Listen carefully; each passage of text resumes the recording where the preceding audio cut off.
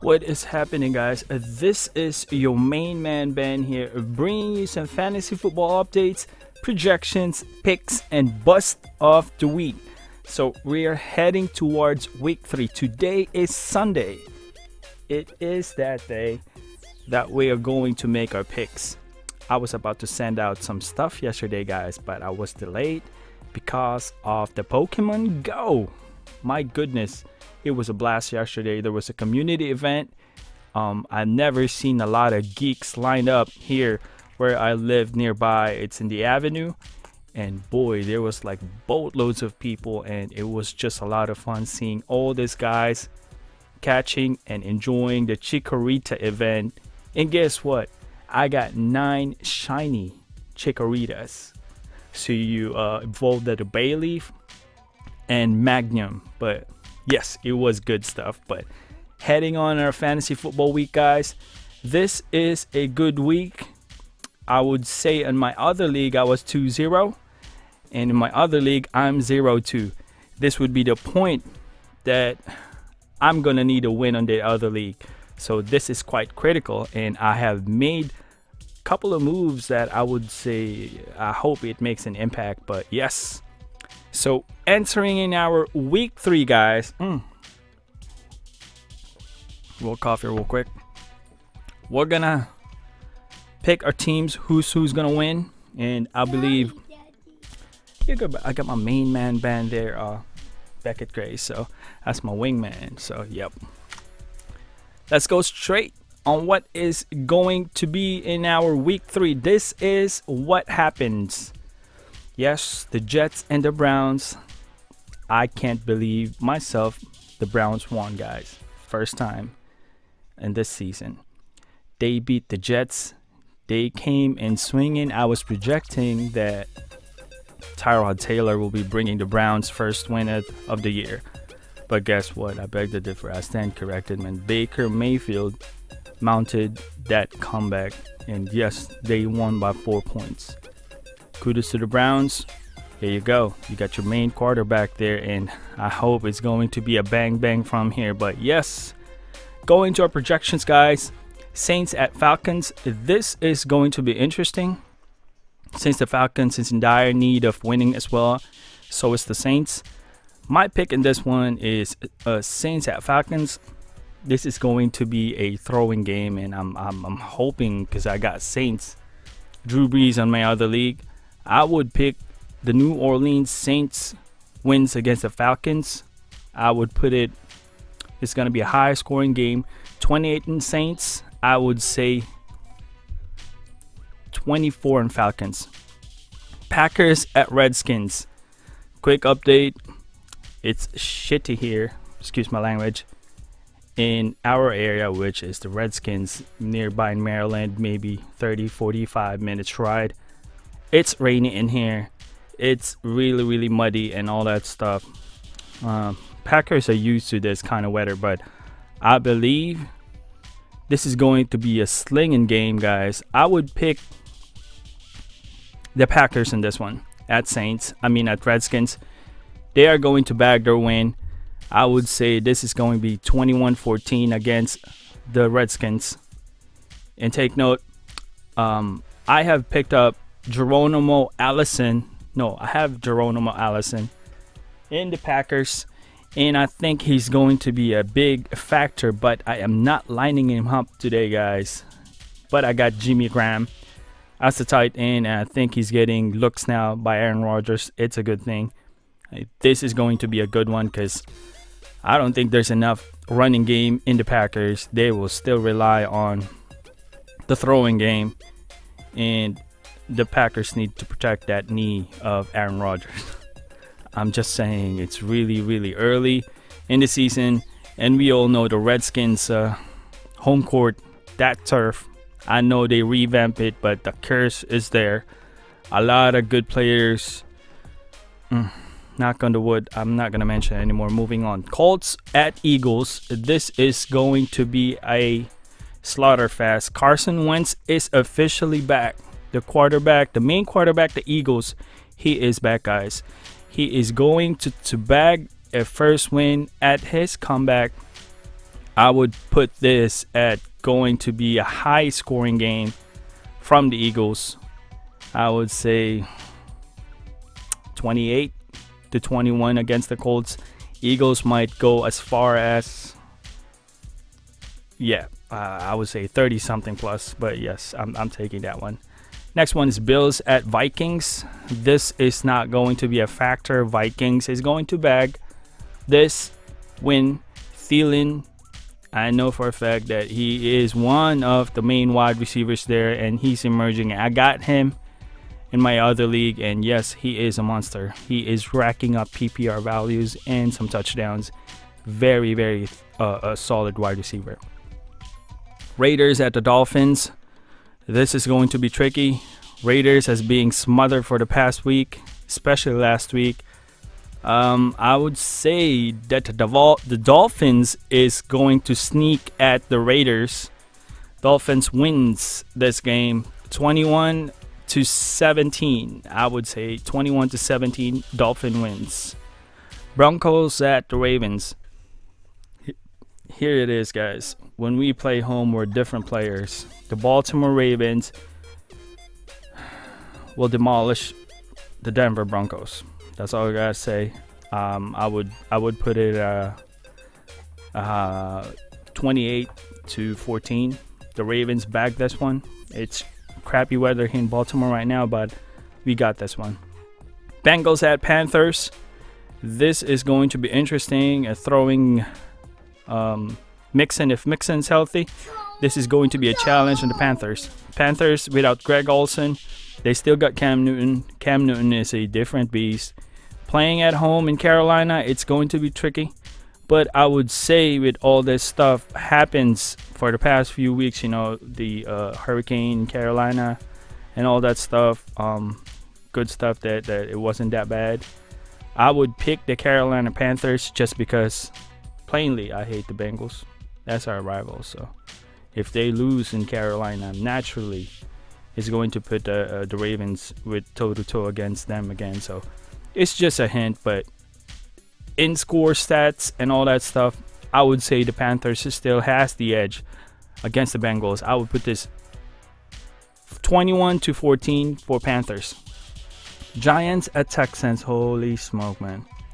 It has been a long time, Giants. You need to win. I would say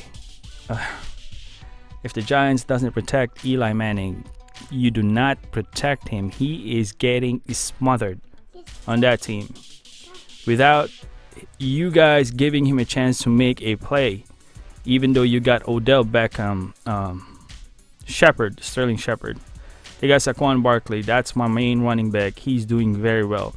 But if you won't let Eli Manning give a chance to survey, to look at the field, and give a chance to Odell Beckham, Sterling Shepard to make their positions and make a play, he's not going to be able to deliver the ball.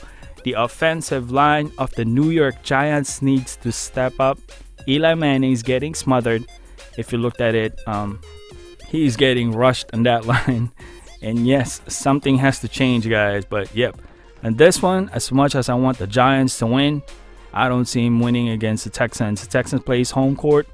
They're a different team. And I believe Texans will edge this out 14-21. Texans wins by 1 touchdown. Titans at Jaguars. Titans is they sneaked out last week. It's going to be an interesting game. The Jaguars beat New England Patriots for the 2nd straight time since last year. I'll pick the Jaguars on this one. Jaguars is emerging. If they stay consistent and Blake Bortles stay consistent throwing that throwing hand, and they got that running game continually developed as the season goes through, I think they got a good chance to be a contender in the division. Jaguar wins.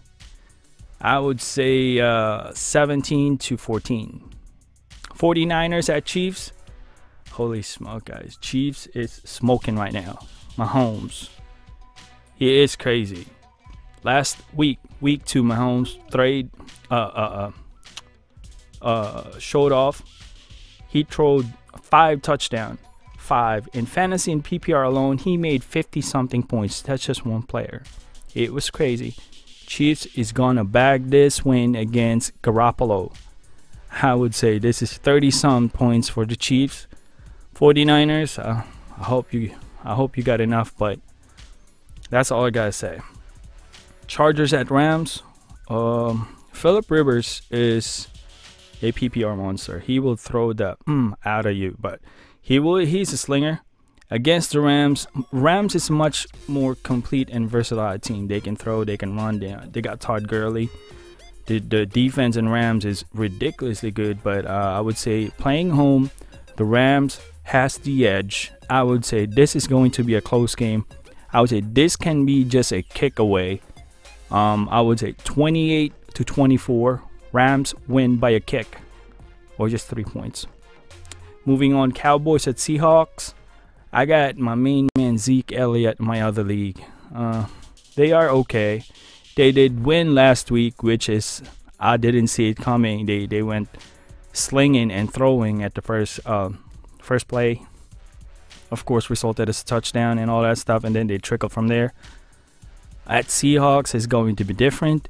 The main factor here, if it's Russell Wilson is going to keep on continuing producing points, because his main wide receiver, Doug Baldwin, I believe is still not 100%, and I'm not quite sure if he's going to play this week. But Lockett is stepping up as his wide receiver, the main wide receiver, and the running game in Seahawks continues to be like a corporate. Like there's no main running back. They got like committee, so they rotate it. Who's got the hot hand, they play. I would say this is going to be a pretty close. Cowboys at Seahawks. Seahawks got still that defense. I would say the Seahawks will edge out the Cowboys because they got the better defense. Seahawks wins by 1 touchdown, 21-14. Bears at Cardinals. Cardinals is pretty much man. I don't like the Cardinals this year, guys. I would say Bears will bag this win.